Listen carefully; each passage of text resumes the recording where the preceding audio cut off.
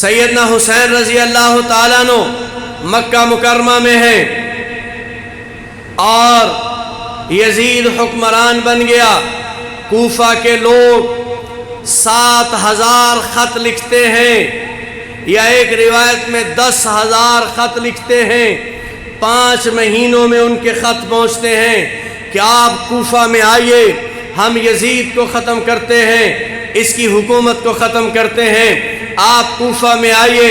صحابہ اکرام سے مشورہ کرتے ہیں، وہ کہتے ہیں کوفہ کے لوگ قابل اعتماد نہیں ہیں، آپ کے والد کے ساتھ بھی انہوں نے دغا کیا ہوا ہے، آپ کے بھائی حسن کے ساتھ بھی دغا کیا ہوا ہے۔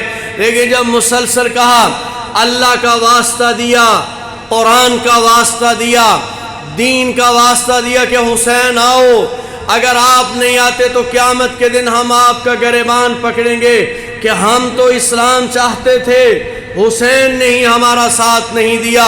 تو سیدنا حسین رضی اللہ تعالیٰ عنہ اپنا سارا گھرانہ لے کر کوفہ کی جانب روانہ ہوتے ہیں، اور ادھر حالات بدل گئے سارے، اور جب حالات بدلے تو کوفہ کی فوج نکل آئی، اور یہ 20,000 کے قریب فوج ہے۔ کربلا کے میدان میں ان کا آپس میں سامنا ہو گیا، اور 3 محرم کو حضرت حسین پہنچے ہیں، وہ بھی 3 محرم کو پہنچ گئے۔ 7 دن وہاں باتیں رہیں، آخر کار جمعہ کا دن ہے، 10 محرم الحرام ہے، اور اسی دن قیامت آنے والی ہے، اسی دن اور نشانیاں واضح ہوئی ہیں۔ یہ سن 61 ہجری جمعہ کا دن اور 10 محرم الحرام، دونوں فوجیں آمنے سامنے ہیں۔ ایک جانب 72 افراد ہیں اور ایک جانب 20,000 ہے، کوئی مقابلہ نہیں ہے۔ حضرت حسین رضی اللہ تعالیٰ عنہ اپنے دائیں جانب حضرت فہیرہ کو کھڑا کرتے ہیں، اور بائیں اپنا جھنڈا حضرت عباس ابن علی رضی اللہ تعالیٰ کو پکڑاتے ہیں۔ پھر اونٹ پر سوار ہوئے، قرآن کریم اپنے سامنے رکھا، اور دشمن کی فوج کے قریب گئے ہیں، کہا میرے بھائیو رکو، جلدی نہ کرو، ابھی تیر نہ چلانا، میں تم سے باتیں کرنا چاہتا ہوں، میں تمہیں نصیحت کرنا چاہتا ہوں، میں تمہیں سمجھانا چاہتا ہوں، میری بات سمجھ لو، اپنے دلوں میں اتار لو، میرے خون کے ساتھ اپنے ہاتھوں کو رنگین نہ کرو، میں تمہیں نصیحت کرتا ہوں، شاید تمہاری آخرت بچ جائے، شاید تم باز آ جاؤ، شاید تمہارے لیے بہتری پیدا ہو جائے۔ تو لوگوں نے کہا حسین بات کر، سنتے ہیں ہم۔ کہا تم مجھے کیوں قتل کرنا چاہتے ہو؟ تو انہوں نے کہا کہ آپ یزید کی بیعت کریں۔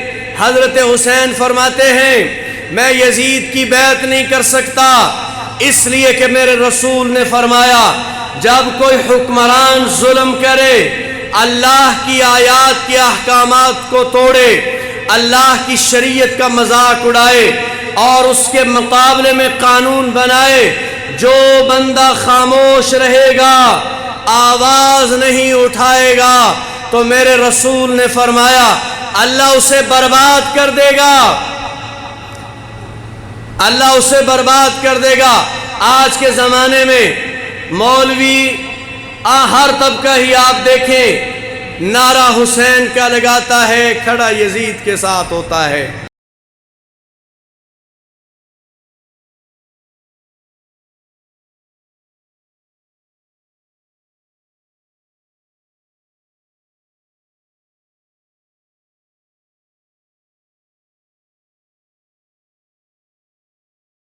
کئی نسبتوں سے اپنے مکمل واقعات رکھتا ہے، لیکن ایک بہت بڑا واقعہ جو مظلومیت کی ایک داستان ہے، اپنے آپ کو مسلمان کہنے والے لوگ، ظاہراً کلمہ پڑھنے والے لوگ، جناب رسول اللہ صلی اللہ علیہ وسلم کے ساتھ کھوکھلی محبت کے نعرے لگانے والے لوگ، نواسہ رسول، جگر گوشہ بطول، سیدنا حسین ابن علی رضی اللہ تعالی عنہما کو ان کے 72 ساتھیوں سمیت کرب و بلا کے ریگزاروں میں انتہائی ظلم کرتے ہوئے ظالمانہ انداز کے ساتھ شہید کر دیتے ہیں، جبکہ اللہ جل شانہ نے سیدنا حسین ابن علی رضی اللہ تعالی عنہما کو وہ مقام اور مرتبہ عطا فرمایا ہے کہ وہ آل رسول ہیں، اور اللہ جل شانہ نے اہل بیت کی جو شان بیان کی، انما یرید اللہ لیذھب عنکم الرجس اہل البیت ویطہرکم تطہیرا، اللہ جل شانہ ارادہ فرماتا ہے کہ اہل بیت سے ہر قسم کی نجاست کو دور فرما کر انہیں پاکیزہ اور طاہر بنا دے۔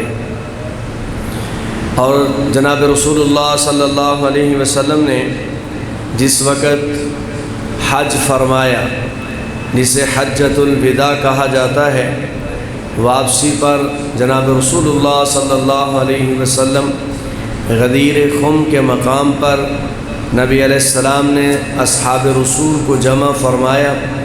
اگرچہ بہت سارے قافلے جو اطراف کے تھے وہ چلے گئے تھے، یمن کے لوگ بھی چلے گئے، شام کے لوگ بھی چلے گئے، اور صحابہ کرام کی مختصر سی جماعت تھی، تو نبی علیہ السلام نے جناب رسول اللہ صلی اللہ علیہ وسلم نے جو جماعت موجود تھی اس جماعت کے سامنے ایک خطبہ ارشاد فرمایا۔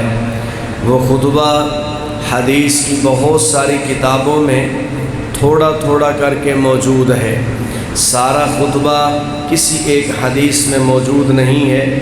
میں مسلم شریف کی روایت سنا رہا ہوں، بخاری شریف میں خطبے کے اور الفاظ ہیں، چونکہ لمبا خطبہ تھا تو ہر راوی نے سارا نہیں بیان فرمایا، لیکن خطبے کے الفاظ جتنے بھی ہیں، جتنے بھی بیان کیے ہیں، سارے کے سارے اپنے اندر تمام مضامین سمیٹے ہوئے ہیں۔ اس موقع پر نبی علیہ السلام نے خطبہ ارشاد فرماتے ہوئے فرمایا کہ لوگوں، دو چیزیں میں تمہارے درمیان چھوڑ کر جا رہا ہوں۔ ایک چیز اللہ کا قرآن ہے، اللہ کا قرآن۔ پھر صحابی فرماتے ہیں نبی علیہ السلام نے قرآن کریم کی عظمت اور اہمیت کو بیان فرمایا، فرمایا اس میں تمہارے لیے ہدایت ہے، اس میں تمہارے لیے رہنمائی ہے، اس میں تمہارے لیے کامیابی ہے، ہر چیز اللہ جل شانہ نے اس میں تمہارے لیے رکھی ہوئی ہے۔ اور دوسری چیز جناب رسول اللہ صلی اللہ علیہ وسلم نے فرمایا تمہارے میرے اہل بیت ہیں۔ پھر 3 بار نبی علیہ السلام نے فرمایا میرے اہل بیت کے بارے میں تمہیں اللہ کو یاد دلاتا ہوں۔ 3 بار نبی علیہ السلام نے فرمایا میں اپنے اہل بیت کے بارے میں تمہیں اللہ جل شانہ کو یاد دلاتا ہوں کہ ہر موقع پر جب بھی تمہارا کوئی مسئلہ ہو تو اہل بیت کے معاملے میں اللہ سے ڈرتے رہنا۔ یہ آیات بھی موجود ہیں، احادیث بھی موجود ہیں، اور لڑنے والے کوئی کافر نہیں ہیں، انکار کرنے والے نہیں ہیں، ظاہراً وہ مسلمان بھی اپنے آپ کو کہتے ہیں، لیکن تمام تر روایات اور آیات کو چھوڑ کر ان لوگوں نے اپنے ہاتھ کو نواسہ رسول کے ساتھ رنگین کیا اور ہمیشہ کے لیے ناکام ہو گئے۔ سیدنا حسین رضی اللہ تعالیٰ عنہ وہ شخصیت ہیں کہ جس وقت حضرت حسن اور حضرت حسین رضی اللہ تعالیٰ عنہما پیدا ہوئے اور ایک سال کے وقفے سے پیدا ہوئے ہیں، ان کی ولادت جب ہوئی، حضرت حسن کی ولادت ہوئی تو جناب رسول اللہ صلی اللہ علیہ وسلم کو خبر دی گئی۔ آپ علیہ السلام تشریف لے گئے، نبی علیہ السلام نے نام خود رکھا ہے، خود نام رکھا۔ اما فاطمہ رضی اللہ تعالیٰ عنہ نے عرض کیا ہے کہ ابا جان اب اس کو گھٹی ڈالنی ہے تو گھٹی ڈالنے والے کے اثرات ہوتے ہیں، جس کو گھٹی دی جاتی ہے، گھٹی دینے والے کے اثرات ہوتے ہیں جس کو گھٹی دی جا رہی ہے اس پر۔ تو یا رسول اللہ آپ گھٹی دیجئے۔ پھر عرض کیا یا رسول اللہ کھجور لے کے آؤں؟ کھجور؟ آپ نے فرمایا نہیں۔ عرض کیا یا رسول اللہ شہد لے کے آؤں؟ آپ نے فرمایا نہیں۔ تو پھر عرض کیا کہ یا رسول اللہ آپ گھٹی کس چیز کے ساتھ دیں گے؟ فرمایا میں ایسی گھٹی دوں گا کہ اس جیسی کائنات کے کسی بچے کو نصیب نہیں ہوئی ہوگی۔ نبی علیہ السلام نے اٹھایا اور اٹھا کر اپنی زبان مبارک ان کے ہونٹوں پہ رکھ دی۔ سیدنا حسن رضی اللہ تعالیٰ عنہ نے بھی، سیدنا حسین رضی اللہ تعالیٰ عنہ نے بھی جو گھٹی لی ہے وہ رسالت مآب صلی اللہ علیہ وآلہ وسلم کی لسان مبارک کو چوسا ہے، ایسی کسی کو نصیب نہیں ہوئی۔ اور پھر جناب رسول اللہ صلی اللہ علیہ وسلم آذان نہیں دیا کرتے تھے۔ آذان اگرچہ ایک موقع پر دی ہے، لیکن نبی علیہ السلام اکثر اور بیشتر آذان نہیں دیا کرتے۔ لیکن ان دونوں بچوں کی ولادت پر ان کے کان میں آذان خود جناب رسول اللہ صلی اللہ علیہ وسلم نے دی ہے۔ آج کل تو خیر ایک نئی مصیبت آ گئی ہے، پہلے دم کرواتے تھے لوگ ٹیلی فون پر، فراڈ تھا بہت بڑا۔ ٹیلی فون پر کون سا دم؟ ٹیلی فون پر آواز آتی ہے، دم نہیں ہوتے۔ اب ٹیلی فون پر بچوں کے اذانیں بھی پڑھی جا رہی ہیں۔ بچے پیدا ہوتے ہیں تو کسی اپنے متعلق سے وہ ٹیلی فون پر اذانیں پڑھوا رہے ہیں، بچوں کے کان کے ساتھ لگا دیا۔ اللہ جل شانہ سمجھ عطا فرمائے۔ بھی وہاں جو لوگ کھڑے ہیں وہ مسلمان نہیں ہیں، اگر کوئی نہیں آ رہا تو وہاں جو کھڑے ہیں وہ بھی مسلمان ہیں، وہ اذان دے لیں۔ لیکن ٹیلی فون پر کسی سے اذان دلوانا، اللہ جل شانہ سمجھ عطا فرمائے۔ بہرحال سیدنا حسن اور حسین رضی اللہ تعالی عنہما وہ شخصیات ہیں کہ جناب رسول اللہ صلی اللہ علیہ وسلم نے نام بھی خود رکھا ہے، گھٹی بھی خود دی ہے، اور نبی علیہ السلام نے ان کے کان میں آذان بھی خود دی ہے۔ پھر نبی علیہ السلام بڑی محبت فرماتے تھے، اتنی محبت فرماتے ہیں کہ ایک بار نبی علیہ السلام اماں فاطمہ رضی اللہ تعالیٰ عنہ کے گھر میں تشریف لے گئے تو یہ بچے رو رہے تھے۔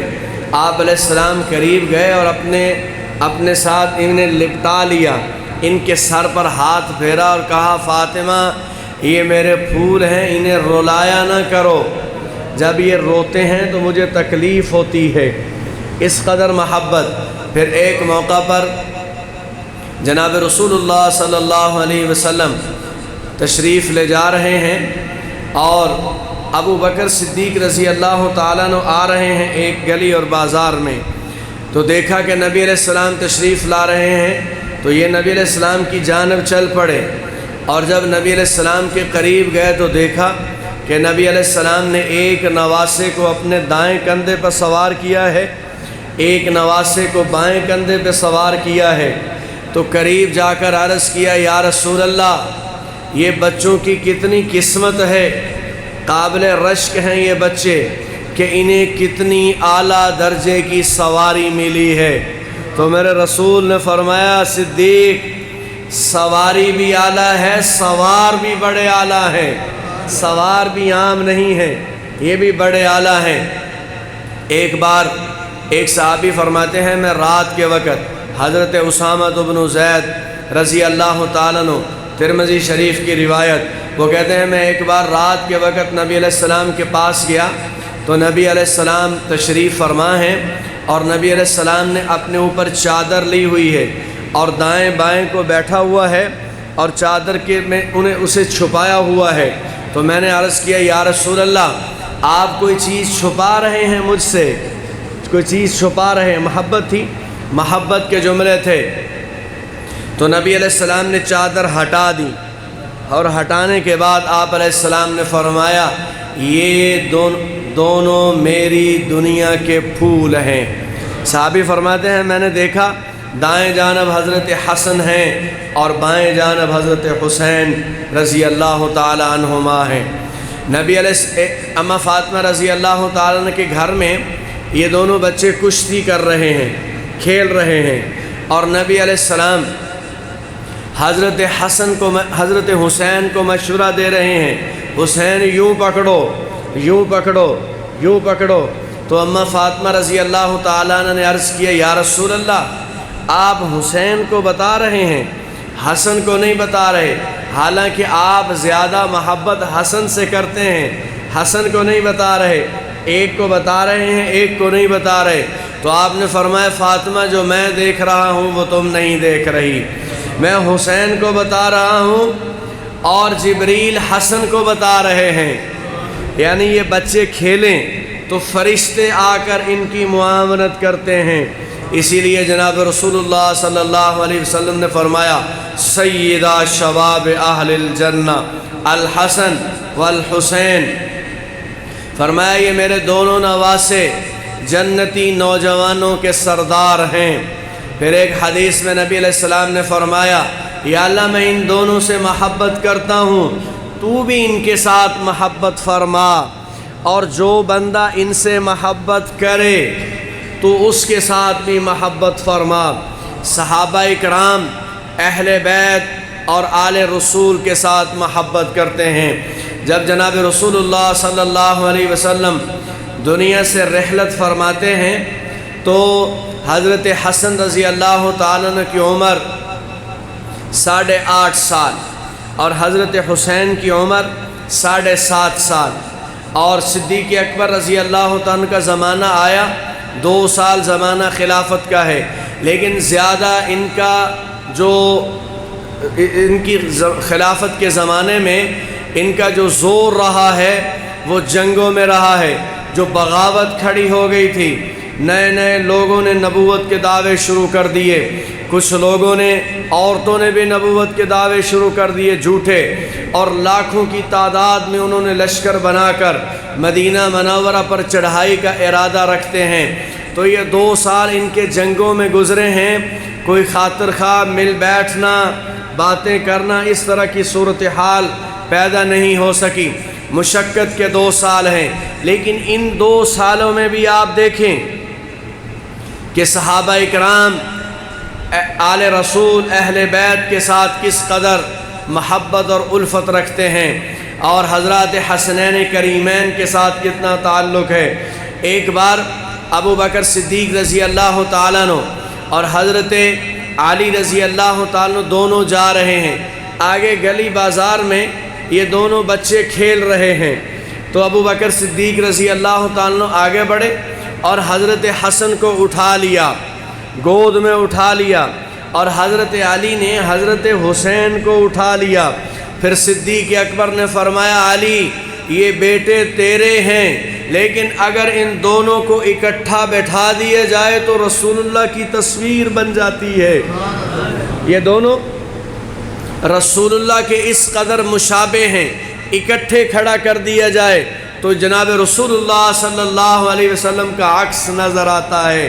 اس لیے کہ حضرت حسن رضی اللہ تعالیٰ عنہ یہ سینے سے اوپر رسول اللہ کے مشابہ تھے، اور حضرت حسین یہ سینے سے نیچے رسول اللہ صلی اللہ علیہ وسلم کے مشابہ تھے، جن کا مسکرانا، چلنا، بولنا، اٹھنا، بیٹھنا دونوں کا ملایا جاتا تو جناب رسول اللہ صلی اللہ علیہ وسلم کا عکس نظر آتا تھا۔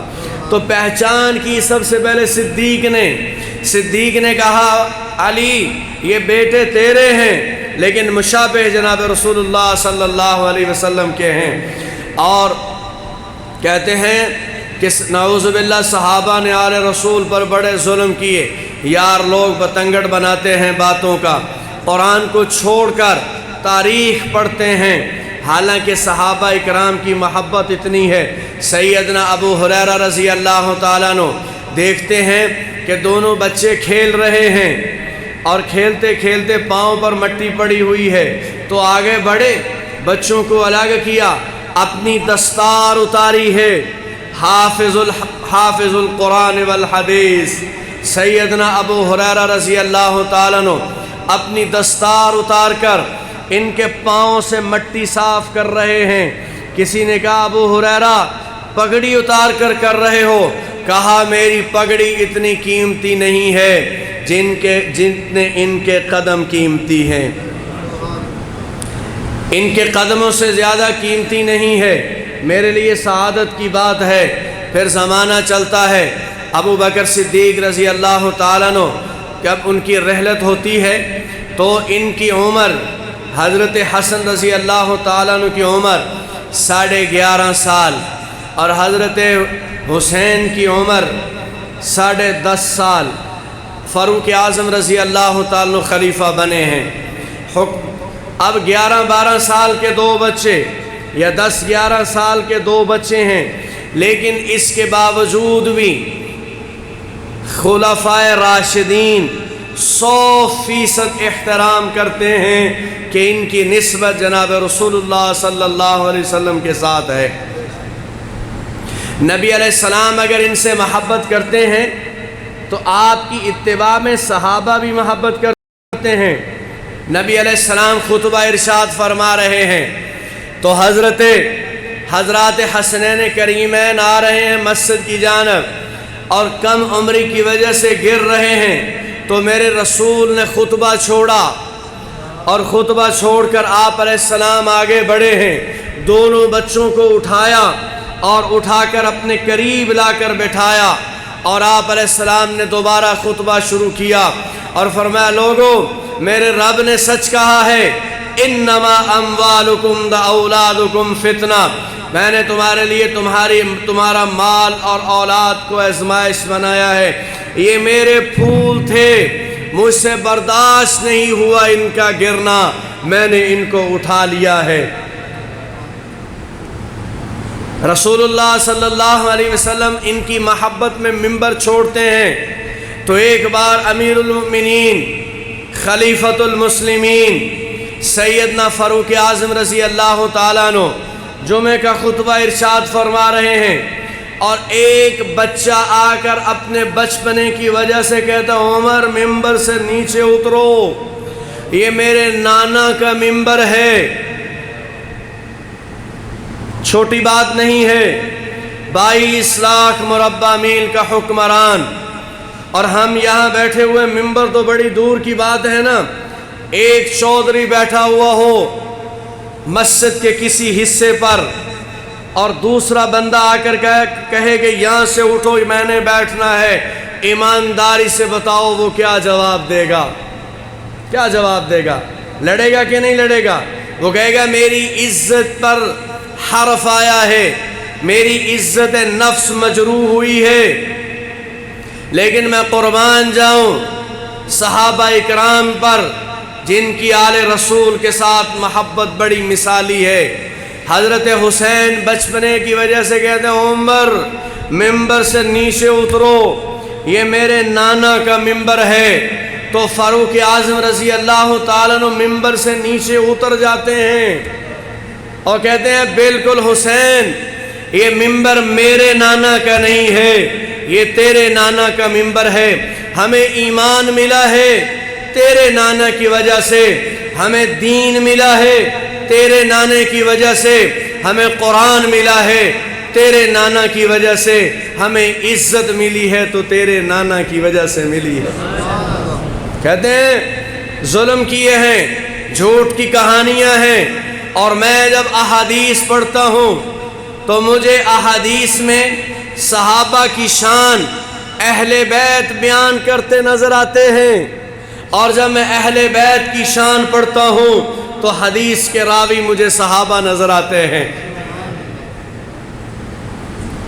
اور یہ آیت جب نازل ہوئی، انما یرید اللہ لیذھب عنکم الرجس اہل البیت ویطہرکم تطہیرا، آیت طہارت جب یہ نازل ہوئی، یہ قرآن کریم میں 2 مقامات پر یہ آیت نازل ہوئی ہے، آیت تطہیر، یا یہ بدر میں جنگ کرنے والے مجاہدین صحابہ کے بارے میں نازل ہوئی، یا جناب رسول اللہ صلی اللہ علیہ وسلم کے اہل بیت کے بارے میں نازل ہوئی۔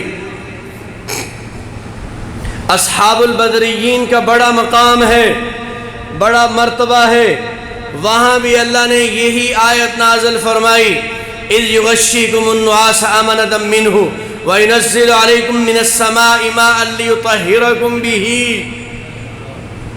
وہاں بھی آیت طہارت نازل فرمائی ہے کہ اللہ ارادہ کرتا ہے تم سے رجس کو دور کر دے اور تمہیں پاکیزہ بنا دے اور اسلام پر تمہارے قدم ثابت کر دے اور تم جبل استقامت بن کر اسلام کے ایک ایک حکم پر پہرا دینے والے بن جاؤ۔ یہ آیت تطہیر اصحاب البدریین کے بارے میں نازل ہوئی ہے، اور پھر اسی مضمون میں یہ آیت اللہ جل شانہ نے جناب رسول اللہ صلی اللہ علیہ وسلم کے اہل بیت کے بارے میں نازل فرمائی۔ اور آپ نے یار لوگوں کو دیکھا ہوگا، یار لوگ 22ویں پارے والی بیان کرتے ہیں آیت تطہیر، لیکن کبھی بدر والے صحابہ کے بارے میں جو آیت تطہیر نازل ہوئی ہے وہ بیان نہیں کرتے۔ جب یہ آیت نازل ہوئی تو نبی علیہ السلام کی ازواج کے بارے میں نازل ہوئی، صرف ازواج کے بارے میں، لیکن جناب رسول اللہ صلی اللہ علیہ وسلم کو حضرات حسنین کریمین کے ساتھ محبت اتنی ہے، اور سیدنا علی کے ساتھ محبت اتنی ہے، اور اماں فاطمہ الزہرا رضی اللہ تعالیٰ عنہ کے ساتھ محبت اتنی ہے کہ نبی علیہ السلام اپنی بیوی ام سلمہ رضی اللہ تعالیٰ عنہ کے گھر میں ہیں۔ آپ علیہ السلام نے ان کو بلوایا ہے، ان 4 حضرات کو بلوایا، ان کے اوپر چادر تان دی ہے، اور چادر تان کر دعا کی کہ یا اللہ یہ بھی میرے اہل بیت ہیں، ان سے بھی نجاست کو دور کر کے انہیں پاکیزہ فرما دے۔ انہیں بھی اہل بیت سے مراد بیویاں ہوتی ہیں۔ نبی علیہ السلام نے اپنی آل کو بھی اس میں شامل کروایا ہے اور اللہ سے دعا کی ہے۔ اور اس حدیث کی راوی، جہاں یہ پنجتن پاک کا نعرہ لگاتے ہیں لیکن ازواج مطہرات کی برائی بیان کرتے ہوئے لگاتے ہیں، انہیں چھوڑتے ہوئے لگاتے ہیں، لیکن انہیں معلوم نہیں ہے کہ اس حدیث کی راوی نبی علیہ السلام کی بیوی ہے۔ حضرت ام سلمہ رضی اللہ تعالیٰ عنہ کے علاوہ اس گھر میں کوئی موجود نہیں تھا۔ یہ محبت ہے۔ اگر ظلم ہوتا تو وہ حدیث آگے بیان نہ کرتی، بتاؤ کرتی؟ صرف وہی راوی ہیں اس حدیث کی، اور ان کا حدیث کو پورے الفاظ کے ساتھ بیان کرنا اس بات کی دلیل ہے کہ انہیں آپس میں محبت تھی، لڑائی نہیں تھی۔ فاروق اعظم رضی اللہ تعالیٰ کا زمانہ خلافت میں بیان کر رہا تھا۔ فاروق اعظم رضی اللہ تعالیٰ نے بھی حضرات حسنین کریمین کے ساتھ محبت کرتے ہیں۔ ایک بندہ کہنے لگا، کہیں سے سوال سن کے آیا تھا، کہا حضرت ابو بکر صدیق نے اتنے لشکر روانہ کیے ہیں اور لشکر کے سپہ سالار بنا کر روانہ کیے ہیں، کبھی حضرات حسنین کریمین کو سپہ سالار بنا کر روانہ نہیں کیا، کبھی ان کو روانہ نہیں کیا سپہ سالار بنا کر، لشکر کا امیر بنا کر۔ تو آپ بتائیں کتنے نامعقول قسم کے سوالات اور اعتراضات کر رہے ہیں۔ 7.5 سال کے بچے کو لشکر دے کر روانہ کیا جاتا ہے، یا اسے اپنی آغوش میں رکھ کر اس کی تربیت کی جاتی ہے؟ اسے اپنی آغوش میں رکھا جاتا ہے، اس کی تربیت کی جاتی ہے، اسے قرآن سکھایا، اسے حدیث سکھائی، اسے جناب رسول اللہ صلی اللہ علیہ وسلم کے دین کا ماہر بنایا ہے، اور جب یہ جوانی کو پہنچے ہیں پھر جہاد کیا ہے انہوں نے۔ تو فاروق اعظم رضی اللہ تعالیٰ عنہ ان کے ساتھ اپنے زمانہ خلافت میں اتنی محبت کرتے ہیں، ہر بات مانتے ہیں۔ یہی وجہ ہے کہ حضرت حسین رضی اللہ تعالیٰ عنہ ان کی شہادت ہو رہی ہے سن 61 ہجری میں، جب نبی علیہ السلام دنیا سے پردہ فرماتے ہیں تو اس وقت ان کی عمر ہے 7.5 سال، اور جب ان کی شہادت ہو رہی ہے تو سن 61 ہجری ہے۔ 58 سال کی عمر میں شہید ہو رہے ہیں، 7.5 سال بھی بیان کیے جاتے ہیں، اور 7.5 سال بیان کرنے کے بعد بیچ کی 50 سال کی زندگی حذف کر کے آخری 10 دن بیان کر دیے جاتے ہیں۔ یہ بیچ کے 50 سال بیان نہیں کیے جاتے۔ آپ بتائیں کبھی سنے ہیں؟ کبھی سنے ہیں؟ کیوں نہیں بیان کیے جاتے؟ اس لیے کہ یہ 50 سال ان کے صحابہ اکرام کے ساتھ محبت میں گزرے ہیں، تعلق میں گزرے ہیں، اسی لیے یہ سارے 50 سال حذف کر کے ان پر اعتراضات کیے جاتے ہیں کہ نعوذ باللہ صحابہ نے ظلم کیا اور اہل بیت چھپتے پھر رہے تھے اور یہ تھا اور وہ تھا۔ یمن سے فاروق اعظم رضی اللہ تعالیٰ عنہ نے حلے منگوائے۔ یہ قیمتی لباس شہزادوں والا ہے، شہزادوں کے علاوہ نہیں پہنا جاتا، عام لوگ نہیں پہن سکتے، صرف شہزادے پہنتے تھے۔ 2 حلے منگوائے، مسجد نبوی میں اجتماع کیا اور حضرات حسنین کریمین کو بلوایا اور انہیں پہنائے۔ تو لوگوں نے کہا کہ انہیں پہنا رہے ہو، یہ تو بچے ہیں۔ کہا بچے ہیں یہ نہ دیکھو، یہ لباس شہزادوں کا ہے اور روئے زمین سے ان سے بڑھ کر کوئی شہزادہ نہیں ہے، یہ روئے زمین کے سب سے بڑے شہزادے ہیں۔ پھر فاروق اعظم رضی اللہ تعالیٰ عنہ نے جب فتوحات کا دروازہ کھل گیا اور وہ لوگ جو اسلام کی آبیاری کے لیے جانیں دے رہے تھے، دنیاوی کام نہیں کیے، تو بھوک کی وجہ سے اپنے پیٹ پر 2 پتھر باندھے ہوتے تھے۔ اللہ جل شانہ نے سیدنا فاروق اعظم کے زمانہ خلافت میں دنیا کے دروازے کھول دیے، رزق کے دروازے کھول دیے۔ مسجد نبوی کا صحن ہیرے جواہرات، سونے چاندی اور اناج کے ڈھیروں کے ساتھ بھرا ہوا ہوتا تھا۔ تو آپ نے وظائف مقرر کیے، جس بندے کا جتنا رتبہ ہے، مہاجرین کا رتبہ سب سے زیادہ ان کے لیے جناب فاروق اعظم رضی اللہ عنہ وظیفہ مقرر کیا، سالانہ وظیفہ ملے گا۔ اصحاب البدریین کے لیے سب سے زیادہ وظیفہ، پھر احد میں شریک ہونے والے کے لیے، فتح مکہ سے پہلے والے لوگوں کے لیے زیادہ ہے، فتح مکہ کے بعد مسلمان ہونے والے لوگوں کے لیے وظیفہ کم ہے۔ جیسے جیسے جس کا رتبہ تھا ویسے ویسے مقرر کر دیا وظیفہ، لیکن جب باری آئی حضرات حسنین کریمین کی تو جتنا وظیفہ بدر والوں کا تھا اتنا ہی وظیفہ ان کا تھا۔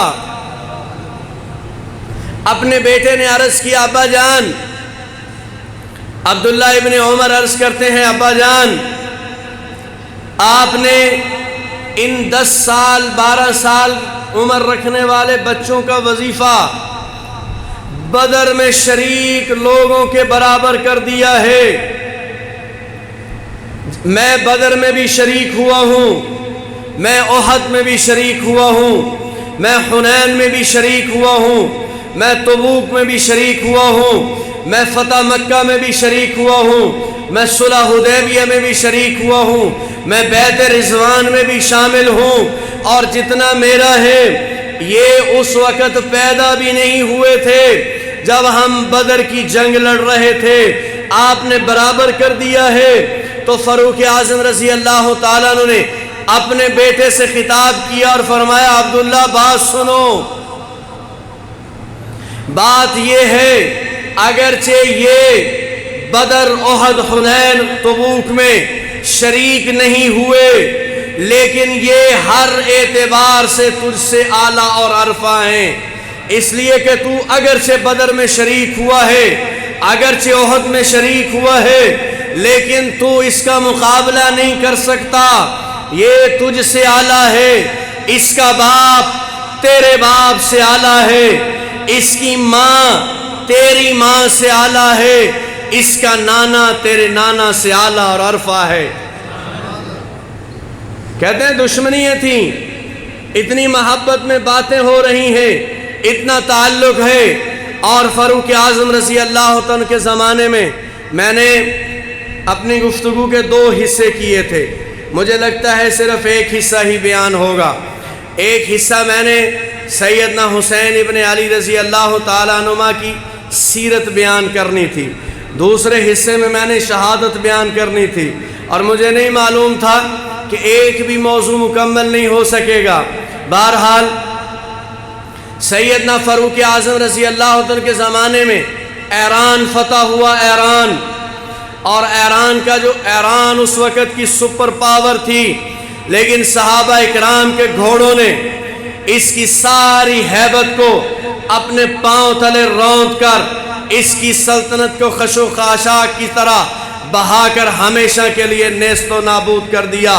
تو جو اس کا حکمران تھا یزدجر بادشاہ، وہ وہاں سے بھاگ گیا اپنی جان بچا کر، اور جب اس کی موت بھی بڑی دردناک ہے۔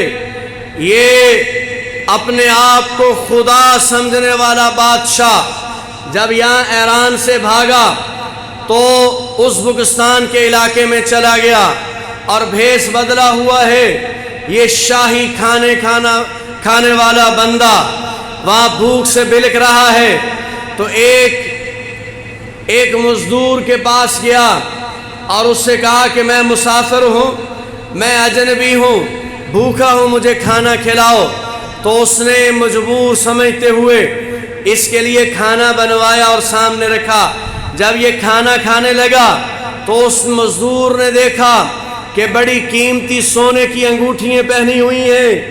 تو مزدور نے کہا یہ عام بندہ نہیں ہے، یہ فقیر نہیں ہے، سونے کی انگوٹھیاں پہنے ہوئے ہیں۔ تو اس کا دل بے ایمان ہوا، اس نے کھانا کھلایا۔ جب یہ سو گیا، اس کی گردن کاٹ کر اس کا وجود اس نے دریا میں بہا دیا، اور اس کے جسم سے سارا سونا اتار لیا، اور نام و نشان مٹ گیا۔ اس شہنشاہ کہلانے والے فرد کا نام و نشان نہیں۔ لیکن اللہ کی شان دیکھیے، یہ اپنی جان بچا کر بھاگا تھا، اور اس کی 3 بیٹیاں گرفتار ہو کر باندیاں بنا کر مدینہ منورہ میں لائی گئیں۔ 3 بیٹیاں، ایک بیٹی کا نام شہر بانو ہے، 3 بیٹیاں ہیں، یہ 3 بیٹیاں باندیاں بنا کر مدینہ منورہ میں لائی گئیں۔ تو فاروق اعظم رضی اللہ تعالیٰ عنہ انہیں مال غنیمت میں انہیں جب تقسیم کرنے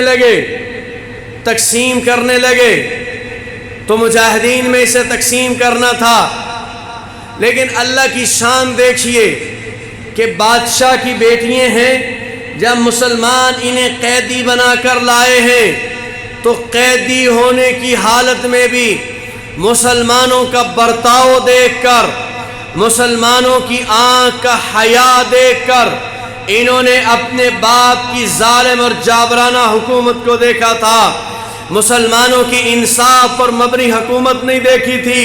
یہ لشکر میں آتے آتے ہی صرف مسلمانوں کی آنکھ کا حیا دیکھ کر تینوں مسلمان ہو جاتی ہیں، تینوں مسلمان ہو گئی۔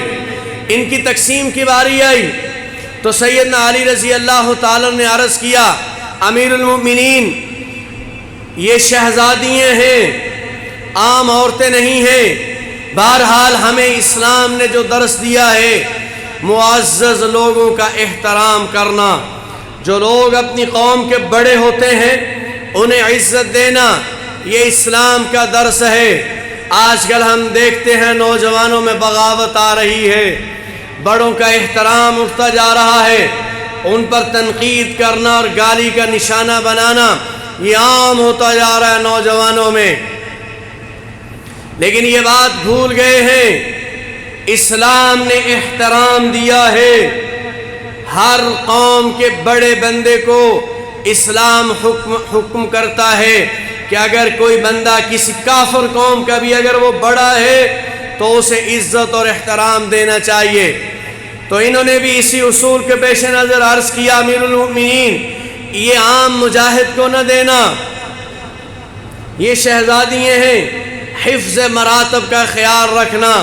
تو فاروق اعظم رضی اللہ تعالیٰ فرماتے ہیں، علی آج ایسا فیصلہ کیا جائے گا دنیا یاد رکھے گی۔ یہ اگر شہزادیاں ہیں تو ان کا نکاح میں کائنات کے سب سے بہترین شہزادوں کے ساتھ کروں گا۔ سب سے بڑی بیٹی کا نکاح سیدنا فاروق اعظم رضی اللہ تعالیٰ عنہ نے حضرت علی رضی اللہ تعالیٰ کے بیٹے حضرت حسین رضی اللہ تعالیٰ کے ساتھ کیا۔ کہا اگر یہ شہزادی ہے تو ہمارا شہزادہ اس کائنات کا بہترین شہزادہ ہے، صرف یہاں کا نہیں، یہ تو جنت کا بھی شہزادہ ہے۔ اور دوسری بیٹی کا نکاح فاروق اعظم رضی اللہ تعالیٰ نے اپنے بیٹے عبد الرحمن اپنے بیٹے کے ساتھ کیا، اور تیسری بیٹی کا نکاح ابو بکر صدیق رضی اللہ تعالیٰ عنہ کے بیٹے محمد بن ابی بکر کے ساتھ کیا۔ اپنے بیٹے عبداللہ بن عمر کے ساتھ اور صدیق اکبر کے بیٹے محمد بن ابی بکر کے ساتھ اور حضرت علی کے بیٹے حسین ابن علی کے ساتھ۔ اب یہ تینوں رشتہ داریاں رکھتے ہیں، رشتہ داریاں ہیں کہ نہیں؟ ان کی رشتہ داریاں ہیں، اور یہی خاتون ہے جس کا نکاح حضرت حسین کے ساتھ ہوا۔ اس کا نام شہربانو، بعد میں اس کا نام تبدیل کر کے غزالہ رکھا گیا، اور یہی وہ خاتون ہے جس سے امام زین العابدین پیدا ہوتے ہیں، کربلا کے غازی پیدا ہوتے ہیں، اور ان کی رشتہ داریاں آگے بھی چلتی ہیں۔ میں رشتہ داریوں کی جانب نہیں جا رہا، لیکن میرے بھائیوں میں مختصر شہادت بھی عرض کر ہی دوں۔ صحابہ اکرام کے آپس میں تعلق، محبت اور الفت موجود ہے، تاریخ کو مسخ کیا جاتا ہے، ان کے آپس کے تعلقات کو چھپایا جاتا ہے، اور خام خواہ کی لڑائی پیش کی جاتی ہے۔ جو دنیا کے ہر گھرانے میں ہلکی پھلکی باتیں ہوتی ہیں، جہاں محبت کی باتیں ہوتی ہیں وہاں ہلکی پھلکی لڑائی بھی ہو جاتی ہے، دو بھائیوں کی بھی ہو جاتی ہے، باپ اور بیٹے کا بھی کسی بات پر اختلاف ہو جاتا ہے، لیکن قرآن کہہ رہا ہے رحماء بینہم، ان کی آپس میں محبت ہے۔ تو میرا ایمان قرآن پر ہے کہ ان کی آپس میں محبت ہے، تاریخ کے اوراق پر کوئی ایمان نہیں ہے۔ سیدنا حسین رضی اللہ تعالیٰ عنہ مکہ مکرمہ میں ہیں، اور یزید حکمران بن گیا۔ کوفہ کے لوگ 7,000 خط لکھتے ہیں، یا ایک روایت میں 10,000 خط لکھتے ہیں، 5 مہینوں میں ان کے خط پہنچتے ہیں کہ آپ کوفہ میں آئیے، ہم یزید کو ختم کرتے ہیں، اس کی حکومت کو ختم کرتے ہیں، آپ کوفہ میں آئیے۔ صحابہ اکرام سے مشورہ کرتے ہیں، وہ کہتے ہیں کوفہ کے لوگ قابل اعتماد نہیں ہیں، آپ کے والد کے ساتھ بھی انہوں نے دغا کیا ہوا ہے، آپ کے بھائی حسن کے ساتھ بھی دغا کیا ہوا ہے، لیکن جب مسلسل کہا، اللہ کا واسطہ دیا، قرآن کا واسطہ دیا، دین کا واسطہ دیا کہ حسین آؤ، اگر آپ نہیں آتے تو قیامت کے دن ہم آپ کا گریبان پکڑیں گے کہ ہم تو اسلام چاہتے تھے، حسین نے ہی ہمارا ساتھ نہیں دیا۔ تو سیدنا حسین رضی اللہ تعالیٰ عنہ اپنا سارا گھرانہ لے کر کوفہ کی جانب روانہ ہوتے ہیں، اور ادھر حالات بدل گئے سارے، اور جب حالات بدلے تو کوفہ کی فوج نکل آئی، اور یہ 20,000 کے قریب فوج ہے۔ کربلا کے میدان میں ان کا آپس میں سامنا ہو گیا، اور 3 محرم کو حضرت حسین پہنچے ہیں، وہ بھی 3 محرم کو پہنچ گئے، 7 دن وہاں باتیں رہیں۔ آخر کار جمعہ کا دن ہے، 10 محرم الحرام ہے، اور اسی دن قیامت آنے والی ہے، اسی دن اور نشانیاں واضح ہوئی ہیں۔ یہ سن 61 ہجری جمعہ کا دن اور 10 محرم الحرام، دونوں فوجیں آمنے سامنے ہیں، ایک جانب 72 افراد ہیں اور ایک جانب 20,000 ہے، کوئی مقابلہ نہیں ہے۔ حضرت حسین رضی اللہ تعالیٰ عنہ اپنے دائیں جانب حضرت فہیرہ کو کھڑا کرتے ہیں اور بائیں اپنا جھنڈا حضرت عباس ابن علی رضی اللہ تعالیٰ کو پکڑاتے ہیں، پھر اونٹ پر سوار ہوئے، قرآن کریم اپنے سامنے رکھا اور دشمن کی فوج کے قریب گئے ہیں، کہا میرے بھائیو رکو، جلدی نہ کرو، ابھی تیر نہ چلانا، میں تم سے باتیں کرنا چاہتا ہوں، میں تمہیں نصیحت کرنا چاہتا ہوں، میں تمہیں سمجھانا چاہتا ہوں، میری بات سمجھ لو، اپنے دلوں میں اتار لو، میرے خون کے ساتھ اپنے ہاتھوں کو رنگین نہ کرو، میں تمہیں نصیحت کرتا ہوں، شاید تمہاری آخرت بچ جائے، شاید تم باز آ جاؤ، شاید تمہارے لیے بہتری پیدا ہو جائے۔ تو لوگوں نے کہا حسین بات کر، سنتے ہیں ہم۔ کہا تم مجھے کیوں قتل کرنا چاہتے ہو؟ تو انہوں نے کہا کہ آپ یزید کی بیعت کریں۔ حضرت حسین فرماتے ہیں میں یزید کی بیعت نہیں کر سکتا، اس لیے کہ میرے رسول نے فرمایا جب کوئی حکمران ظلم کرے، اللہ کی آیات کے احکامات کو توڑے، اللہ کی شریعت کا مذاق اڑائے اور اس کے مقابلے میں قانون بنائے، جو بندہ خاموش رہے گا، آواز نہیں اٹھائے گا، تو میرے رسول نے فرمایا اللہ اسے برباد کر دے گا، اللہ اسے برباد کر دے گا۔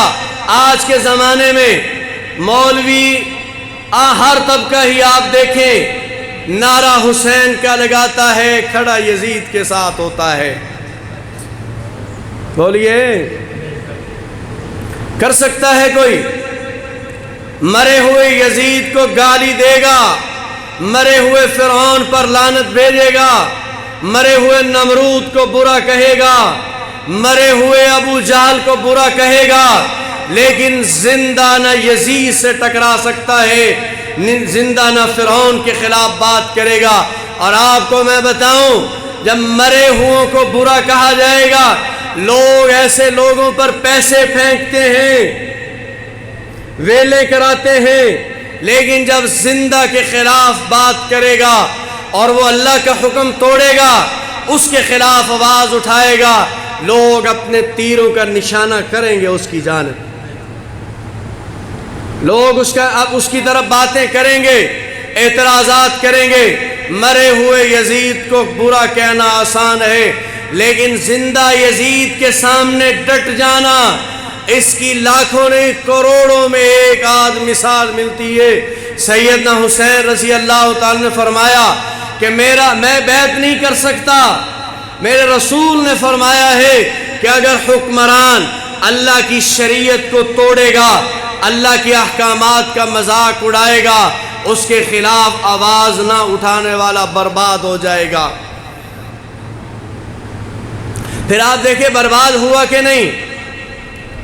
جتنی فوج میں لوگ تھے یزید کے سپورٹر تھے، سارے ایسے برباد ہوئے ہیں، دنیا بھی نصیب نہیں ہوئی اور آخرت بھی نصیب نہیں ہوئی۔